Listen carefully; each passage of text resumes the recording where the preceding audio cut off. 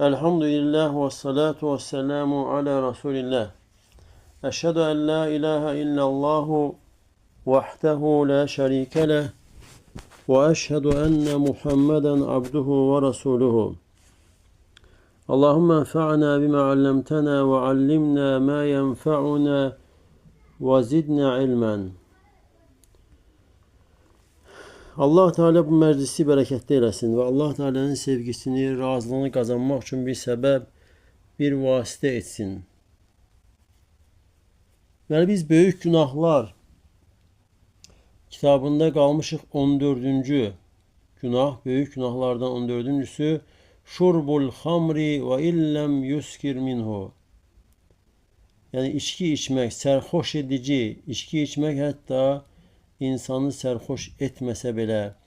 Allah Teala buyurur Maidə surəsində Yəsəlunəkə anil xamri vəl meysir. O Bəqərə surəsində, Allah Teala Bəqərə surəsində buyurur, onlar səndən sərxoş edici içki, yəni şərab və qumar haqqında soruşurlar. Qul fihimə ismun kəbir. Deyir ki, bunda böyük günah vardır.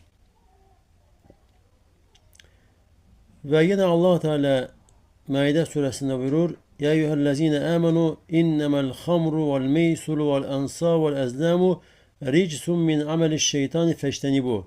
Ey iman gətirənlər, həqiqətən şərab da, qumar da, bütlər də, fal oxları da şeytan əməlindən olan murdar işlərdir. Ondan uzaq durun. Və ümumiyyətlə içkinin haramlığı mərhələ olmuşdur. 3 dəfəyə, yəni 3 ayə nazil olmuşdur ki, Allah Teala bir ayədə buyurur ki, yəni içkili, mesela şərabda və qumarda böyük günah var və fayda, mənfəət də var, lakin günahı mənfəətindən daha böyükdür. Və ikinci ayə Nisə surəsində Allah Teala buyurur ki, içkili halda, sərxoş halda namaza yaxın durmayın. Və 3-cü Maidə surəsində isə Allah Teala tam şəkildə sərxoş edən içkilərin haram olduğunu bildirir. Və Bəqərə surəsində isə yəni fayda var, lakin günahı daha böyükdür və alimlər buyurur ki, ola bilər haramdır, lakin faydası var. Çünki dünyadakı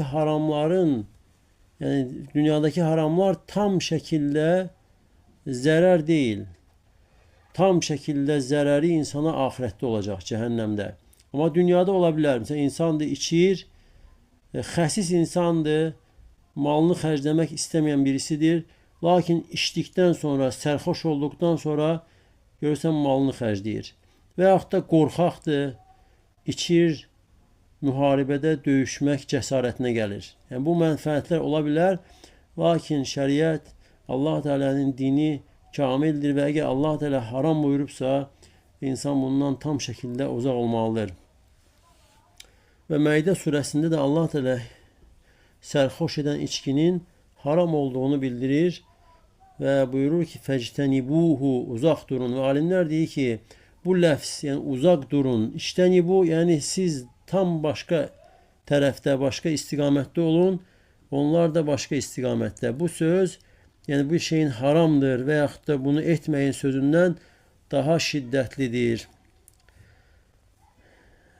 Və Abdullah ibn Abbasdan sabit olmuşdur ki, buyurur ki, nə vaxt ki, içkinin, sərxoş edici içkilərin haramlığı haqqında ayə nazil oldu və səhabələr bir-birlərinin yanına gedirdilər və deyirdilər ki,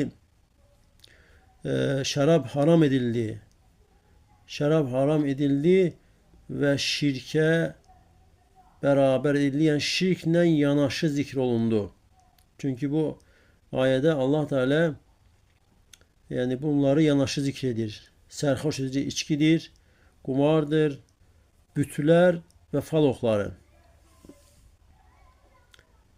Və Abdullah ibn Ömər radiyallahu anh deyir ki, sərxoş edici içki Əkbərul kəbəir, böyük günahların ən böyüklərindəndir. Və şək yoxdur ki, hədisdə gəlir ki, Allah Resulü sallallahu aleyhi ve sellem sərxoş edici içkini Ummul Habais adlandırıb.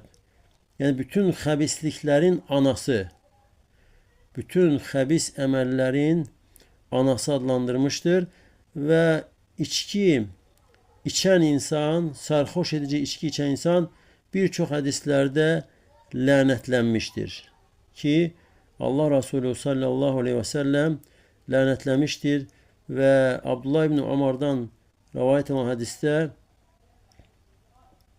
və buyurur ki, Lu'inetil xamru ala aşrati avcuhin, yəni sərxoş edici içki, şərab 10 cür, 10 formada lənətlənmişdir. Satışı, yəni onu satan, onu sıxan, yəni onu meyvədən sıxıb hazırlayan və kim onu hazırlatır, kim onu sıxdırırsa, şərab çəkdirirsə o, satan, alan, o sərxoş edici içkini daşıyan, hər hansı bir kim, hər hansı bir şəxs daşıyırsa, istəyir öz minik vasitəsində və yaxud da əlində və yaxud da çantasında və kim üçün daşınılırsa, o da lənətlənmişdir və o sərxoş edici içkinin qazancını yeyən, satıb onun pulunu yeyən insan və həmçinin onu içən özü və bir də sərxoş edici içkini süzən, yəni bütün bunlar lənətlənmişdir. Və əgər bir əməldə lənət varsa, onun böyük günah olduğunu bildirir.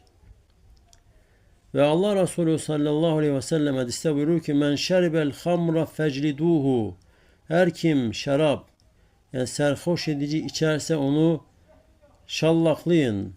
فَاِنْ عَادَ فَجْلِدُوهُ, əgər yenidən təkrar içərsə onu şallaqlayın. فَاِنْ شَرِبَهَا فَجْلِدُوهُ, və yenə də onu içərsə, yəni o sərxoş edici içkini, şərabı içərsə onu şallaqlayın. فَاِنْ شَرِبَهَا الرَّابِعَةَ فَقْتُلُوهُ, əgər 4-cü dəfə onu içərsə onu öldürün. Və bu hədlər də hansı ki şəriətdə gəlib, bu cür hədlər şallaq vurmaq və yaxud da hər hansı bir başqa günaha görə cəza tədbirləri, cəza hədləri və bunları da yerinə yetirən qazi, hakim olmalıdır. Yəni məhkəmə ilə bu iş icra olunur. Yəni fərdi şəxslər tərəfindən kimsə 1 nəfər, 5 nəfər, 10 nəfər bunu etməsi icazəli deyildir. Amr ibn Haris deyir ki, mənə danışdı. Amr ibn Şuayb, o da atasından, o da Abdullah ibn Amr'dan, o da Allah Resulü sallallahu aleyhi və səlləmdən və Allah Resulü sallallahu aleyhi və səlləm hədisdə buyurur ki, mən tərəkə salətə sukran mərrətən vahidətən fəkəənnəmə kənət ləhud dünya və mə aleyhə fəsulibəhə.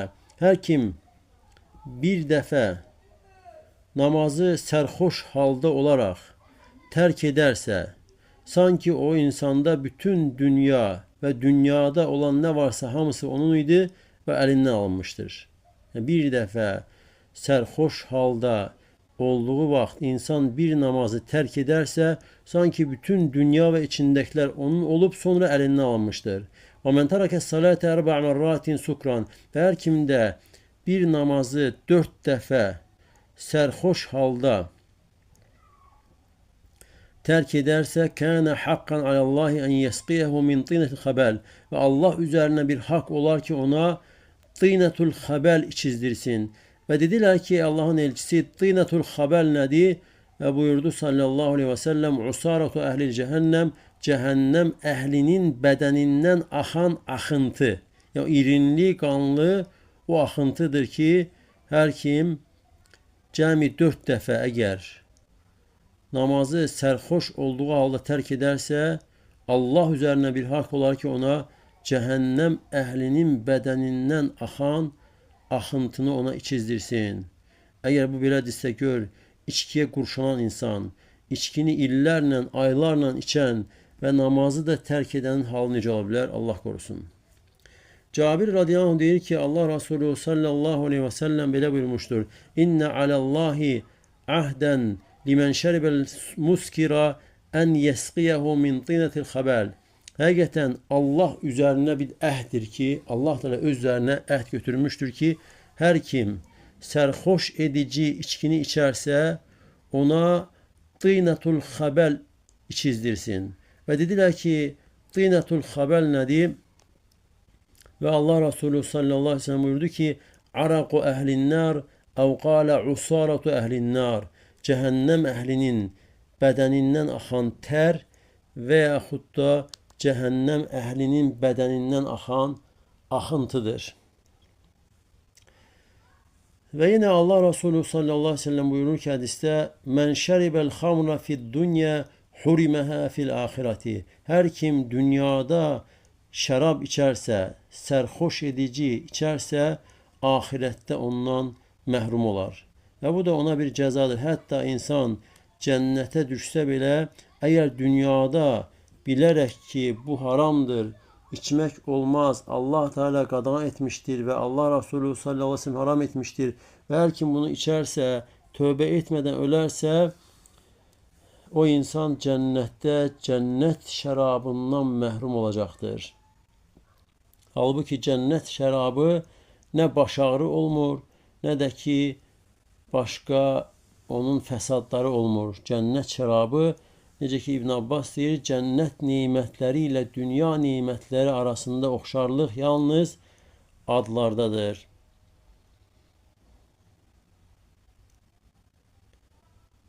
Və İbn Hibban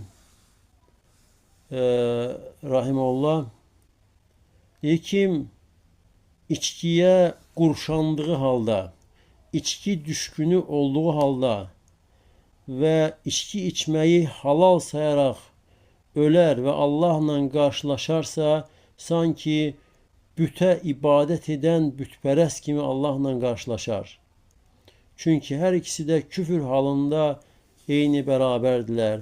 İbn Recep diyor ki وَهَذَا لِأَنَّ مُدْمِنَهَا يَعْكِفُ عَلَيْهَا. Çünkü içkiye kurşanan insan, içki düşkünü içkiye kapanır ve hiç az qala içkiden ayılmır. Ve bu da sanki bütperest insan kimi bütlere ibadetten ayrılmayan bir insan kimi olur. Ve sonra gelir 15. büyük günahlardan 15.si tekebbürlük, lovğalıq ve insanın özünden razılığı. Allah Teala buyurur: وَقَالَ مُوسَى إِنِّي عُذْتُ بِرَبِّي وَرَبِّكُمْ مِنْ كُلِّ مُتَكَبِّرٍ لَا يُؤْمِنُ بِيَوْمِ الْحِسَابِ. Ben Allah'a, Rabbime sığındım. Hem benim hem de sizin Rabbinize sığındım. Her bir tekebbürlü ve hesap gününe, kıyamet gününe iman getirmeyen her bir tekebbürlüden Allah'a sığındım. Ve yine Allah Teala buyurur: İnnehu la yuhibbul mustekbirin. Hakikaten o tekebbürlü insanları, tekebbürlüler sevmir. Ve yine Gafir suresinde Allah Teala buyurur: İnnellezine yücadilune fi ayatillahi bi gayri sultan etahum. Hakikaten Allah'ın ayetleri barəsində hiçbir onlara delil gelmeden mübahise edenler in fi sudurihim illa kibrun ma hum bibalighi. Onların kalplerinde, sinirlerinde yalnız kibir, tekebbürlük vardır ki onlar yani buna çatmazlar. Festa'id billah ve Allah'a sığın. Yani sen Allah'a sığın. Ve Allah Resulü sallallahu aleyhi ve sellem buyurur ki la yedhulu cennete ahadun fi kalbihi mithqalu zerratin min kibrin. Kalbinde zerre ağırlığında kibir olan cennete dahil olmayacak. Her kimin kalbinde kibir varsa ve kibirde Allah Resulü sallallahu aleyhi ve sellem hadiste açıklamıştır ki kibir, tekebbürlük nedir? Hakkı kabul etmemek ve insanlara hor bakmak, insanlara üstten aşağı, özünden aşağı seviyede olduklarını düşünmek. İnsanın başkalarını aşağı hesap eləməsidir. Ve hakkı da kabul etmemesi. Hak deyilir, Kur'an ayəsi, hadisler deyilir, lakin kabul etmir. Ve insanlara da özünden aşağı bakır, özünden aşağı hesap edir. Ve bu da tekebbürlüktür. Ve yine Allah Resulü sallallahu aleyhi ve sellem buyurur ki beyneme raculun yetebehteru fi burdeyhi. Bir kişi yani öz paltarında, uzun paltarında yani lovğa yeriyerken Allah Teala birden onu yere batırır ve o da kıyamet gününe kadar yere batmakta devam edir. Ve yine Allah Resulü sallallahu aleyhi ve sellem buyuruyor hadiste yuhşerul cebbarune vel mutekebbirune yevmel kıyameti emthâle zerri yata'uhumun nas. Lovğa, tekebbürlü insanlar kıyamet günü zerre mislinde həşr olunacaqlar və insanlar onları tapdalayacaq. Və zərrə də ərəb dilində həm qarışqanın ən balacasına deyilir və həmçinin zərrə xırda toz dənəciklərinə deyilir. Və qiyamət günü olduqda təkəbbürlü, özünü böyük aparan insan əməlinə cəza olaraq zərrə mislində olacaqdır ki və insanlar da onları ayaqlarıyla tapdalayacaqlar. Və bəzi sələflər demişlər, Allaha asi olunan ən birinci günah kibir, təkəbbürlükdür. Allah Teala buyurur, وَاِذْ قُلْنَا لِلْمَلَائِكَةِ اسْجُدُوا لِآدَمَ. Xatırla o zaman ki mələklərə dedik ki Adəmə səcdə edin. فَسَجَدُوا إِلَّا إِبْلِيسَ أَبَى وَاسْتَكْبَرَ وَكَانَ مِنَ الْكَافِرِينَ. Və onlar səcdə etdi, yalnız İblisdən başqa o təkəbbürlük etdi, boyun qaçırdı və təkəbbürlük etdi və o kafirlərdən oldu. Və kim də haqqa qarşı təkəbbürlük edərsə, haqqa boyun əyməzsə, qəbul etməzsə, onun əməli iblisin əməli kimi olar və onun imanı, elmi ona heç bir fayda verməz. İbn Teymiyyə buyurur ki, Allaha asi olunan birinci günah üçdür. Hərislik, kibir və həsəd. Hərislik Adəmdən olmuşdur. Adəm aleyhisselam həris oldu. Yəni o ağacdan yeməyə. Kibir iblisdəndir. Həsəd də Adəmin oğlanlarından birisi digərinə qarşı həsəd apardı və onu öldürdü. Və Allah Resulü sallallahu aleyhi ve sellem buyurur hədisdə El-kibru səfəhul haqqi və gamtun nas. Kibir haqqı, yəni səfih, batil hesab etmək, haqqı qəbul etməmək, haqqa qarşı böyüklük etmək və insanlara üstdən aşağı baxmaq, insanları aşağı hesab etmək. Bəli, İbn Əsir deyir ki, mənası odur ki, haqqı dəyərsiz hesab etmək, yəni haqqı üstün hesab etməmək və insanlara da üstün aşağı baxmaq, onları heç bir şey hesab etməkdir. Sanki bunlar heç kimdir, heç nədir. Və Allah Teala buyurur Loğman surəsində İnna Allah la yuhibbu kulle muhtalin fəxur. Həqiqətən Allah sevmir hər bir muhtal və fəxur. Muhtal o şəxsdir ki, öz yerişində, duruşunda, oturuşunda lovğalıq etmək, özünü böyük hesab etmək. Fəxur isə danışığında lovğalanmaqdır. Yəni Allah Teala heç birini sevmir. Nə muhtal, yerişi ilə, forması ilə, təkəbbürlənməklə ki, fəxur, dili ilə, danışığı ilə lovğalıq edəni Allah Teala sevmir. Və Allah Resulü sallallahu aleyhi ve sellem hədisdə buyurur ki, Allah Teala belə dedi. Hansı ki bu ilahi hədisdir. Allah Teala'nın kəlamıdır. Allah Resulü sallallahu aleyhi ve sellem ümmətinə çatdırır. Və Allah Teala belə dedi, Əl-azamətu izari. Əzəmət mənim izarımdır. Vəl-kibriyəu ridai. Kibriya isə ridamdır. Fəmən nəzə'ani fihimə əlqaytuhu finnər. Və hər kim o ikisində mənimlə yəni dirəşər, əl almaq istəyərsə onu cəhənnəmə ataram. Və Allah Teala barəsində Allaha nisbət olunan vəsflər, sifətlər və adlar Allah Teala'nın əzəmətinə, ucalığına, cəlalına layiq şəkildədir. Ola bilər insana da bu cür vəsflər nisbət olunur, lakin insana nisbət olunan vəsflər insanın acizliyi, naqisliyinə uyğundur. Allah Teala isə əzəməti, ucalığına layiq şəkildədir. Və Allah Teala heç bir kəsə məxluqatından heç bir kəsə heç nəyə bənzəmir, oxşamır. Necə ki Allah Teala'nın var, Allah Teala var, Allahın varlığı var, Allah Teala mövcuddur və insan da var, məxluq da var. Lakin məxluqun varlığı öz acizlik, naqisliyinə uyğundur. Allah Teala'nın varlığı isə Allahın əzəməti, ucalığına layiq şəkildədir və heç bir məxluqa bənzəmir və insan necə deyərək bu cür vəsflər, bu cür adlar və sifətlərə baş vurmalı deyil. Çünki Allah Teala ad və sifətlərində, Allah Teala öz vəsflərində, öz feillərində olan necəliyi insanlara bildirməmişdir. Və yenə Allah Resulü sallallahu aleyhi ve sellem hədisdə buyurur ki, İxtasamətil cənnətu və nəru fi rabbihə. Cənnət və cəhənnəm mübahisə etdi və Allah Teala'ya sanki şikayət etdilər. Və cənnət dedi ki, ey Rəbb, məli yədxuluni duafəun nəs və suqqatuhum. Dedi ki, ey Rəbbim, nə üçün mənə insanların zəifləri və insanlar yanında, yəni insanların gözündə aşağı olanlar mənə daxil olur. Cəhənnəm isə dedi ki, Urithtu bil cəbbərinə vəl mütəkəbbirin. Mən üstün tutuldum lovğa, təkəbbürlü insanlarla. Yəni cənnətə daxil olanlar, insanların yanında zəif görülən, insanların gözündə aşağı hesab olunan insanlardır. Lakin cəhənnəm əhli isə təkəbbürlü, lovğa insanlardır və bu hədis də Buxari və Müslimin səhih əsərlərində qeyd olunmuşdur. Və Allah Teala buyurur Qasas surəsində Tilkəd-dārul āxiratu nec'aluhā lillezîne lā yuridûne uluvvan fil ardı və lā fesādā.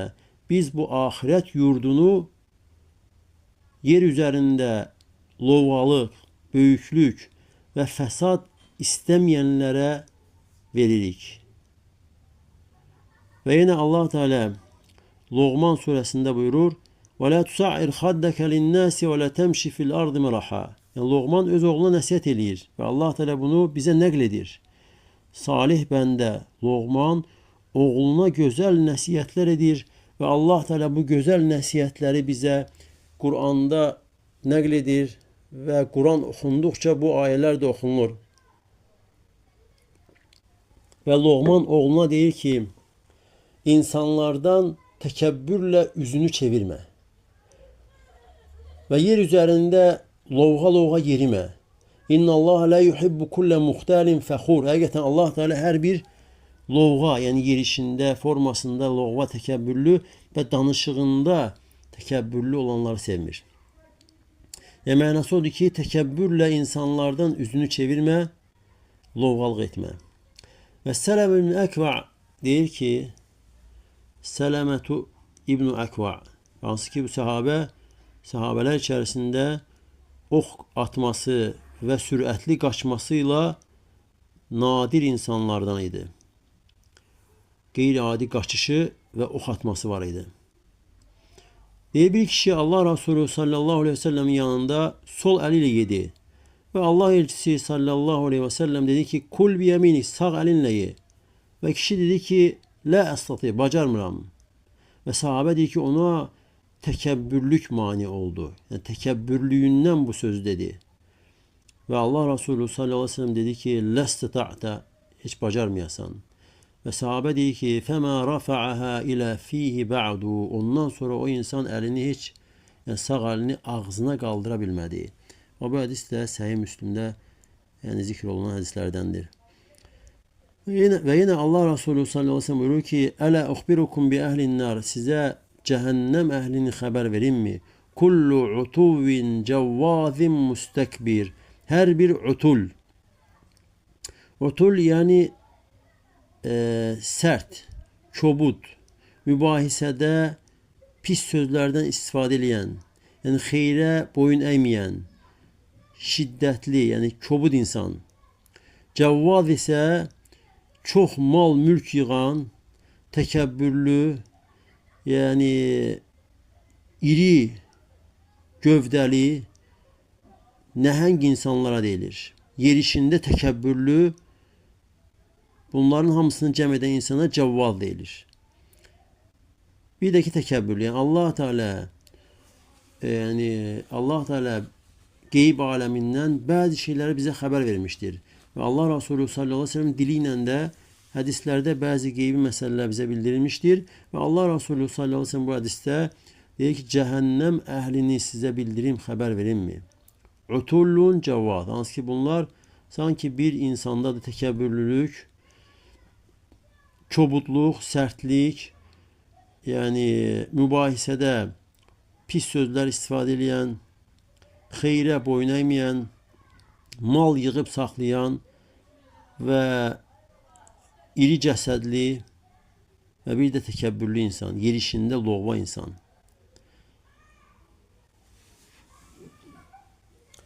Və yenə Abdullah ibn Ömərdən gələn hədisdə Allah Resulü sallallahu aleyhi ve sellem belə buyurur: "Mə min raculin yaxtalu fi mişyəti." Hər hansı bir kişi yerişində təkəbbürlü olarsa, yəni yerişində təkəbbürlüyü izhar edərsə, yətəadamu fi nəfsi və özü özlüyündə özünü böyük hesab edərsə, təkəbbürlü hesab edərsə, yəni özünü böyük, əzəmətli hesab edər, yəni sanki böyük insandır.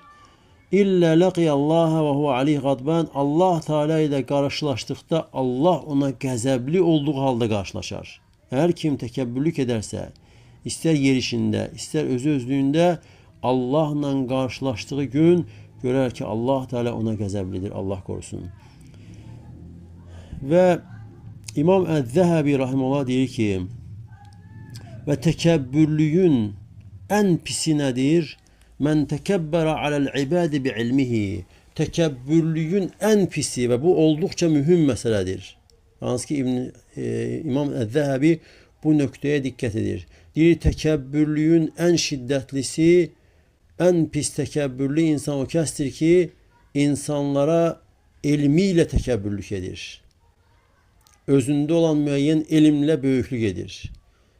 Və ta'adama fi nəfsi bi fadilətihi. Və öz nəfsini, özünü fəzilət, üstünlüklə böyük hesab edir. Fə innə hədə ləm yənfə'u ilmuhu. Və bu insana elmi fayda verməyəcəkdir. Fə innə mən tələbəl ilmə lil-əxirəti kəsərəhu ilmuhu. Və hər kim elmi öyrənərsə axirət üçün elm onu sındırar.